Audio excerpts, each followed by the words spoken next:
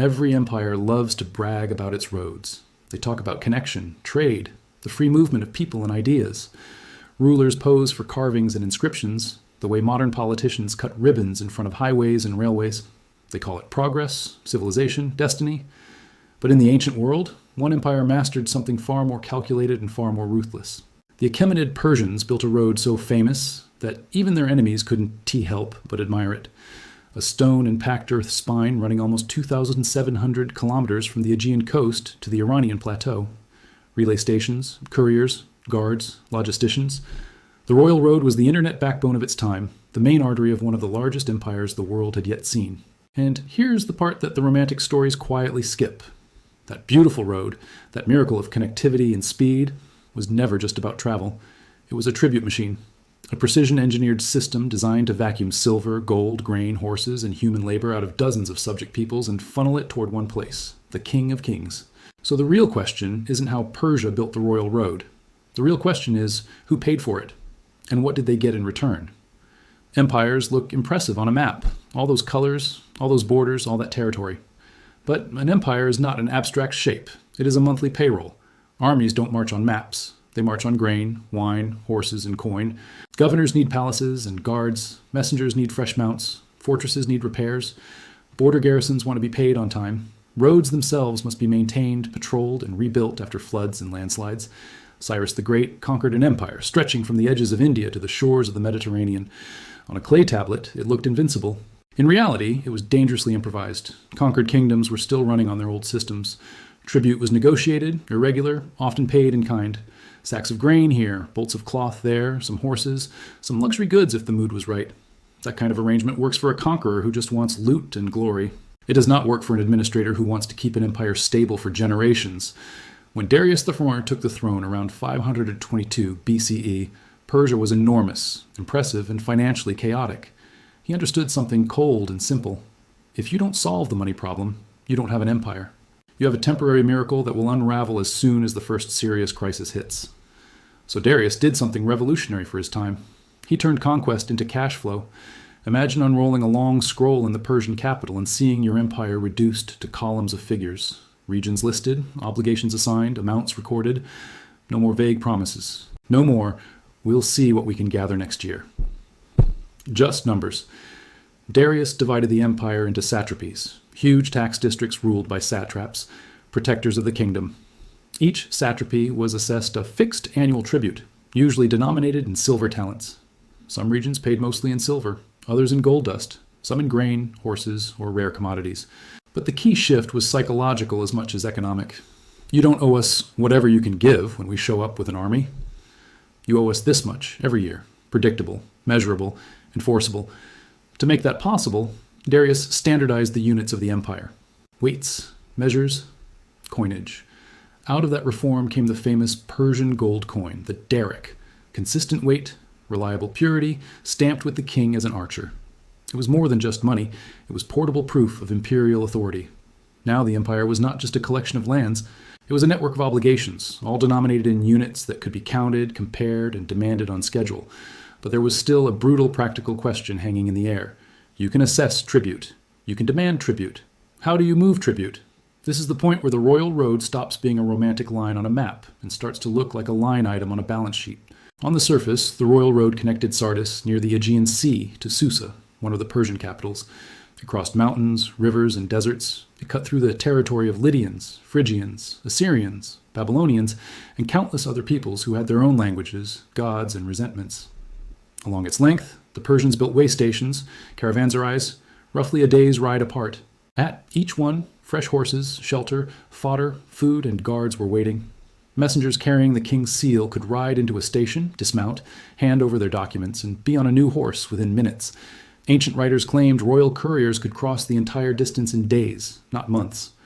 For ordinary travelers, the trip might still take weeks. For the state, distance had just been compressed to something manageable. There is a line often associated with these Persian couriers. Neither snow, nor rain, nor heat, nor gloom of night stays them from their appointed rounds. It sounds noble, almost poetic. Listen to it again and hear it for what it really is. The creed of a state obsessed with moving information and value as quickly as possible. Messages, orders, intelligence, and tribute. Once you've told your satrapies exactly how much they owe, once you've introduced a standardized currency and a fixed schedule, you need an artery to pump that value back to the heart. That is what the royal road became. On the map, it looks like a connection. In practice, it was a siphon. Picture a satrap in Sardis, at the western edge of the empire. He is the king's man, but also a local power in his own right. Under him are provincial administrators, tax collectors, local aristocrats who have decided that collaboration beats crucifixion. At the bottom of the pyramid are farmers, shepherds, miners, artisans, traders, the people who actually produce something. The satrap has a number to hit every year, carved into administrative memory, the tribute quota. He does not particularly care how every village negotiates its internal burden. That is their problem. What matters is that the total arrives. Some communities pay mostly in goods: grain, oil, wine, livestock, timber. Some regions are rich in precious metals and send silver and gold. Some provide horses for the cavalry, or labor to dig canals and raise walls. Some send their sons to serve in imperial armies. The satrap's real job is to convert this messy, local, physical wealth into something the imperial center can count and store: metal, records, obedience. Goods are collected in regional storehouses. Grain can be fed to soldiers and laborers or sold for silver. Horses are bred, branded, and recorded. Metal accumulates in sealed chests under guard, tallied by scribes with styluses and clay tablets. Periodically, the empire breathes in. Caravans form. Pack animals loaded with ingots and coins, fine textiles and exotic goods. Guards march alongside. Officials ride with tablets and seals, checking lists against reality. Couriers dart ahead and behind, carrying messages about arrivals and delays. Heavy tribute moves slowly. Smaller, high-value cargo may flow in relays through the courier system itself. But the direction is always the same, inwards, from villages to district centers, from district centers to satrapal capitals, from satrapal capitals to the royal cities, Sardis to Susa, Babylon to Persepolis, Egypt to wherever the king has decided to build his next monument. The roads turn what would otherwise be a patchwork of conquered provinces into something new, a pipeline. Wealth, information, and the presence of the state all move along the same routes. Most modern people are trained to think of roads as things that help people move. Traders, pilgrims, travelers, friends. The Persian state thought of them as things that help tribute move. And there's a second truth wrapped inside the first. The same roads that help wealth flow to the center also make it easier to enforce the system that demands it. Roads don't just move coins, they move control. When you can move imperial couriers across your territory in days instead of months, you can coordinate audits. You can summon satraps to account for shortfalls. You can dispatch inspectors unannounced to weigh stores and count chests. You can send news of a governor's corruption or disloyalty straight to the inner circle and send his replacement just as fast. And if a city decides it has had enough, if local elites imagine that distance will protect them, they receive a different kind of visitor. The road that carried coins yesterday carries soldiers tomorrow. Cavalry, archers, siege engineers, tax officials, and judges all move along that same carefully maintained line. The empire is not just a territory, it is a network of response times. The royal road shrinks the distance between disobedience and punishment. That is the real power of infrastructure in the hands of a central state. Concrete, stone, and gravel become instruments of obedience. But even the Persians understood that you cannot rule an empire with fear alone. So they wrapped the tribute machine in something softer. Compared to the terror of the Assyrians who came before, the Persians liked to present themselves as enlightened rulers. They allowed subject peoples to keep their languages, their local religions, their ruling families, so long as they bowed to the King of Kings and delivered what was owed. They rebuilt temples others had destroyed. They returned confiscated cult statues to their cities. They issued edicts proclaiming tolerance and protection. On the surface, this looked like mercy. To many conquered peoples, Persia must have seemed like a gentler overlord than the ones they had known before. But look closely at the bargain. You can worship your gods as long as you acknowledge that your gods ultimately stand beneath the favor of the king. You can keep your local customs as long as your weights, measures, and coins line up with imperial standards when the tax collectors arrive. Your city can remain proud and ancient as long as you remember who paved the road that feeds your markets, and who can close it. The royal road carried more than silver and dispatches. It carried culture, stylized images of the king, official inscriptions praising his justice and generosity, stories of his victories, administrative paperwork that rewrote local realities in imperial terms. Once the road tied a region into the network, the center could project not just force, but narrative.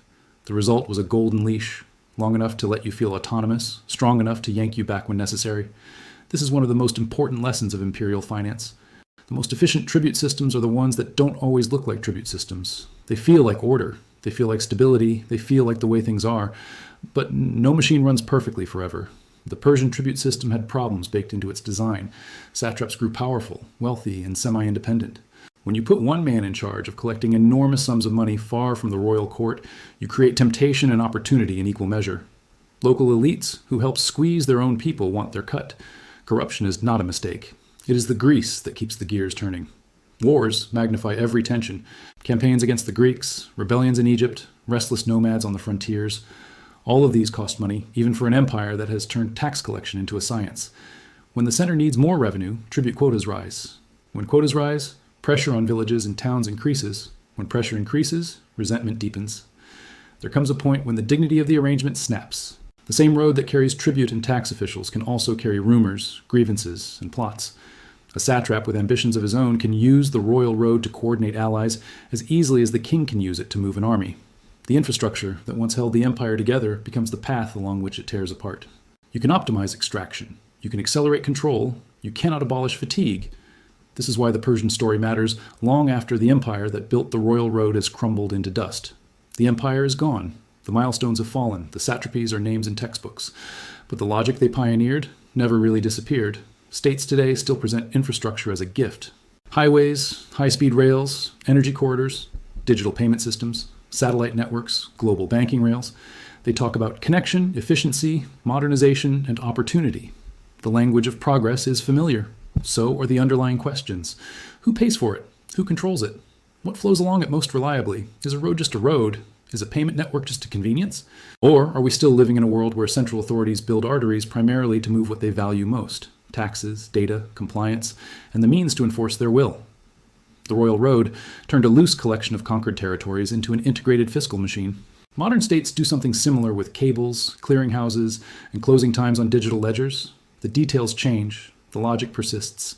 The Persians understood that if you want to rule a continent, you do not just raise walls and build fortresses. You build routes, and you make sure that what moves fastest and safest along those routes is not ordinary people following their own desires, but the instruments of power, money, orders, and the people sent to execute them. Strip away the romance, and the royal road was not just a marvel of engineering. It was a balance sheet carved into the earth. Every relay station marked how far the king's voice could travel in a single day. Every caravan of tribute marked another year that the imperial heart kept beating. Every province that met its quota reinforced the illusion that the system could endure forever. But no road guarantees permanence. When the center overreaches, when the burdens pile up, when local fatigue hardens into revolt or indifference, the same roads that fed the empire become the paths along which its enemies advance and its authority retreats. That is the deeper pattern. Infrastructure is never neutral. It is never just stone and dust and wood and code. It always serves someone first. In Persia, it served as a tribute machine. It funded palaces carved into cliffs, ceremonial staircases, lined with images of subject peoples bearing gifts, armies that marched from the Nile to the Indus, and the image of a king whose coinage passed from hand to hand across 3 continents.